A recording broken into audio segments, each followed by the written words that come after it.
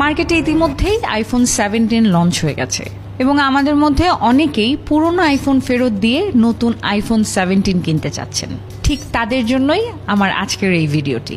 19.5% মানুষ মনে করে তাদের কাছে আসল আইফোন আছে, কিন্তু অনেক সময় পরিস্থিতি ভিন্ন হতে পারে। কিছু মানুষের কাছে রিফারবিশড আইফোন থাকতে পারে, যা পুরনো চায়নায় তৈরি ফোনও হতে পারে।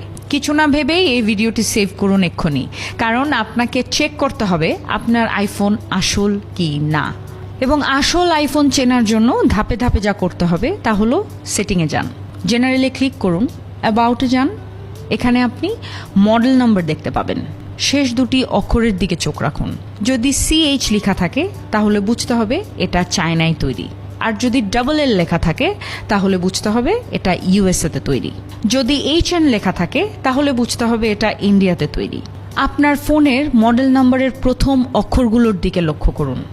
N লেখা থাকলে রিপ্লেস ডিভাইস, P লেখা থাকলে পার্সোনালাইজড কাস্টমার আইফোন, M লেখা থাকলে ব্র্যান্ড নিউ আইফোন, আর F লেখা থাকলে রিফারবিশড আইফোন। পুরনো ফোনের পার্টস চেঞ্জ করা হয়েছে এবং নতুনের মতো বিক্রি করা হয়েছে।